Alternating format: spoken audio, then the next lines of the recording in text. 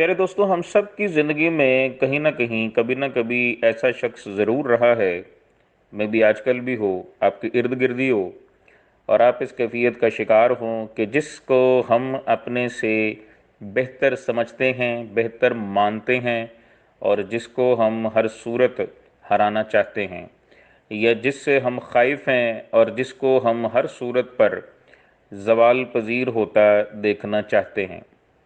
اگر آپ بھی پیارے دوستو اس قسم کی کیفیت کا شکار ہیں کہ کسی شخص کو آپ اپنے سے بہتر سمجھتے ہیں، کسی شخص کی نعمت کو زوال آ جائے ایسی آپ کی خواہش ہے، ایسی آپ کی دعا ہے، تو یاد رہے آپ ایک بہت ہی خطرناک بیماری کا شکار ہیں جس کو حسد کہتے ہیں۔ لیکن یہ کوئی اچنبے کی بات نہیں ہے، یہ کوئی حیرانی کی بات نہیں ہے۔ انسان ایک معاشرتی حیوان ہے، دوسرے انسانوں سے انٹریکشن کیے بغیر ہم رہ ہی نہیں سکتے۔ اب یہ اور بات ہے کہ وہ انٹریکشن پازیٹیو ہوگا یا نیگیٹو ہوگا، اور ہوش سنبھالتے ہی ہمیں شدت سے اس بات کا بھی احساس ہو جاتا ہے کہ دنیا میں تو اپنے سروائیول کی ایک ریس لگی ہوئی ہے، ہم بھی اس ریس کا حصہ بن جاتے ہیں، اور دو چار چیزیں اچیو کرنے کے بعد خود کو بڑا تیس مار خان، بڑا کامیاب انسان سمجھنا شروع ہو جاتے ہیں۔ یہاں تک تو چلو بات بالکل پھر بھی ٹھیک رہتی ہے۔ مسئلہ تب شروع ہوتا ہے جب ہم اپنے سے زیادہ عقل مند یا اپنے سے زیادہ کامیاب انسان کو دیکھتے ہیں، اور پھر ہمارے دل میں ایک نئی کیفیت شروع ہو جاتی ہے جو ہمارے لیے بالکل بھی خوشگوار نہیں ہے۔ انفیکٹ ہمیں اس انسان سے گھٹن ہونے لگتی ہے، اس کو دیکھ کے ہمارے سانس بند ہونے لگتا ہے، اس انسان کی شکل سے ہمیں نفرت ہو جاتی ہے، اور ہم ہر وقت اس کو نیچے دکھانے کی سکیمیں بناتے رہتے ہیں یا اس کو نیچے دکھانے کی کوشش کرتے رہتے ہیں۔ اس کا زوال ہماری سب سے بڑی بد دعا، ہماری سب سے بڑی خواہش بن جاتی ہے، اور اسی کیفیت کو پیارے دوستو حسد کہتے ہیں۔ یاد رہے، حسد ایک بہت بڑی مصیبت ہے، یہ ایک اخلاقی بیماری ہونے کے ساتھ ساتھ ایک دماغی روگ بھی ہے۔ اس کیفیت میں انسان بڑے سے بڑا جرم کرنے سے بھی نہیں گھبراتا۔ یہ کیفیت بڑی خطرناک ہوتی ہے، اور ایک صحت مند معاشرے میں حاسدین سے زیادہ خطرناک شاید ہی کوئی اور شخص ہوگا۔ لیکن پیارے دوستو، ہم اگر غور کریں، ہم اگر تھوڑے سے اپنے دماغ سے حسد کا پردہ ذرا نیچے کریں، تو ہمیں معلوم ہوگا کہ یہ ذہنی بیماری، یہ دماغی روگ قابل علاج ہے، یہ کوئی بہت امپاسبل قسم کی چیز نہیں ہے، اور اسے چھٹکارا پانا بہت ضروری ہے، کیونکہ تاجدار مدینہ سرکار رسول کریم صلی اللہ علیہ وآلہ وسلم کا ارشاد پاک ہے، حسد نیکیوں کو اس طرح کھا جاتا ہے جیسے آگ لکڑیوں کو۔ آپ ذرا غور کیجئے، ذرا سوچئے، ہم اس دنیا میں رہ کے کتنے کو نیکی کے کام کرتے ہیں؟ اگر آپ اپنی نیکیاں گننا شروع کر دیں تو آپ ہاتھوں کی انگلیوں پر ہی گن لیں گے، اور اتنی تھوڑی سی قلیل سی مقدار کی نیکیوں کو بھی ہم حسد کر کر کے ختم کر لیں تو اگلے جان میں ہم کیا منہ دکھائیں گے؟ میں سمجھتا ہوں کہ اگر آپ چند پوائنٹس کو فالو کریں تو آپ اس خطرناک بیماری سے بہت جلد نجات پا لیں گے۔ اس میں نمبر ون جو تجویز ہے، نمبر ون جو اس کا علاج ہے، وہ یہ ہے کہ سب سے پہلے تو آپ یہ سمجھیں کہ یہ دنیا صرف آپ کے لیے ہی نہیں بنی کہ ساری نعمتیں آپ ہی کی جھولی میں ڈال دینی چاہیے اور دوسرے تمام نعمتوں سے محروم رہیں۔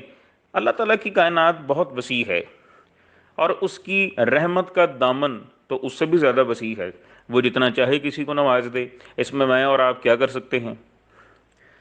دوسری بات، جب آپ کسی کی نعمتوں سے جلتے ہیں تو دراصل آپ اپنی نعمتوں کو حقیر سمجھ رہے ہوتے ہیں، یعنی آپ ناشکری کرتے ہیں۔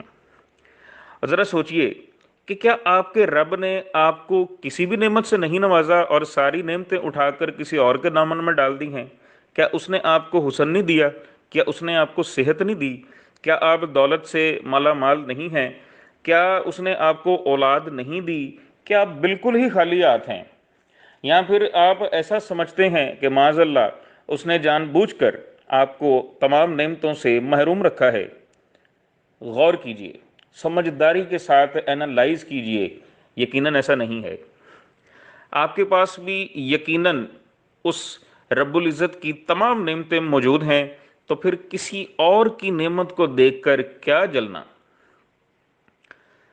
تیسرا پوائنٹ پیارے دوستو یہ ہے کہ اگر آپ کو پھر بھی چین نہیں نہ آ رہا تو پھر ذرا غور کریں کہ اللہ تعالیٰ کی ذات نے اگر دوسرے شخص کو آپ سے زیادہ نوازا ہے تو کیوں نوازا ہے.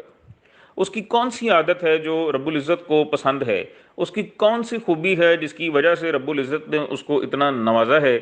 آپ بھی ان عادات کو فالو کریں، آپ بھی ان خوبیوں کو اپنا لیجئے، اللہ تعالیٰ کی ذات آپ کو بھی نواز دے گی. کیونکہ قرآن پاک میں ارشاد ہے کہ انسان کو نہیں ملتا مگر وہ جس کی وہ کوشش کرتا ہے. جس طرح اس شخص نے کوشش کی آپ بھی کر لیں.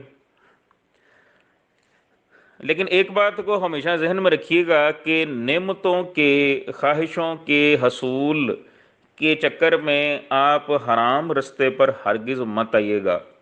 اگر آپ سے جو کامیاب شخص ہے وہ حرام رستوں سے کامیاب ہوا ہے تو پھر اس کا رستہ فالو کرنے سے باز ہی رہیں، اسی میں آپ کی عافیت ہے. چوتھا پوائنٹ یہ ہے پیارے دوستوں کی زندگی میں دوسروں کو اپریشیٹ کرنا سیکھیں. اگر اللہ پاک نے کسی کو آپ سے بہتر بنایا ہے تو جان لیں کہ آپ کا حسد دراصل آپ کے اندر کی کسی کمی کو شو کرتا ہے. اگر کوئی شخص آپ سے زیادہ کامیاب ہے تو یقیناً وہ ایسے رستے پر ہے جو آپ کے رستے سے بہت بہتر ہے. تو اس کا یہ مطلب ہوا کہ آپ جو اپنے آپ کو بہت عقل مند اور بہت ہی کامیاب سمجھتے ہیں، دراصل آپ سے بھی زیادہ بہتر رستہ کسی نے منتخب کیا ہوا ہے. اور آپ جو بہتر سے بہتر کی تلاش میں رہتے ہیں، آپ اس شخص کا رستہ فالو کر کے یقیناً بہتر رستے کو اپنا رستہ بنا سکتے ہیں. دراصل اللہ تعالیٰ کی ذات نے اس شخص کی شکل میں آپ کو مزید آگے جانے کا موقع دیا ہے. اب آپ بھی اسی رستے پہ سوار ہو جائیں تو آپ بھی کامیاب ہو جائیں گے. اسی طرح ڈیئر فرینڈز، اس دنیا میں آپ سے زیادہ عقل مند یا کامیاب لوگ تو ہو سکتے ہیں، لیکن اللہ تعالیٰ کی ذات نے کسی کو بھی کامل نہیں بنایا، مکمل نہیں بنایا. اس نے ہماری ذات، ہماری شخصیات، ہمارے کردار کی تعمیر کرتے وقت کہیں نہ کہیں ہمارے ذات کی دیوار میں کسی نہ کسی اینٹ کی جگہ خالی چھوڑ دی ہے. آپ غور کریں، آپ دیکھیں گے کہ دنیا کے ہر انسان میں کوئی نہ کوئی کمی لازمی موجود ہے. کوئی دولت میں آپ سے کمتر ہے، کوئی شکل میں آپ سے دبتا ہوگا، کوئی بے اولاد ہوگا، کوئی ذہنی جسمانی معذوری کا شکار ہوگا.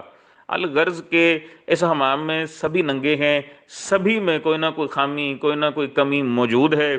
انفیکٹ اگر آپ لوگوں کی زندگیوں پر ریسرچ کریں تو آپ کو پتہ چلے گا کہ شاید سب سے زیادہ کامیاب انسان سب سے زیادہ مظلوم بھی ہے. کیونکہ آپ صرف اس کی کامیاب پہلو کو دیکھ رہے ہیں اور اس سے جیلس ہو رہے ہیں، جل رہے ہیں، حسد کر رہے ہیں. لیکن جب آپ اس شخص کی کمیوں پہ غور کرنا شروع ہو جائیں گے تو میں دعوے کے ساتھ کہہ سکتا ہوں یقیناً آپ کی آنکھیں بھر آئیں گی اور آپ بے اختیار اللہ تعالیٰ کی ذات کا شکر ادا کریں گے، اور آپ کے منہ سے نکلے گا یا اللہ تیرا لاکھ لاکھ شکر ہے، تو نے مجھے کتنا نوازا ہے.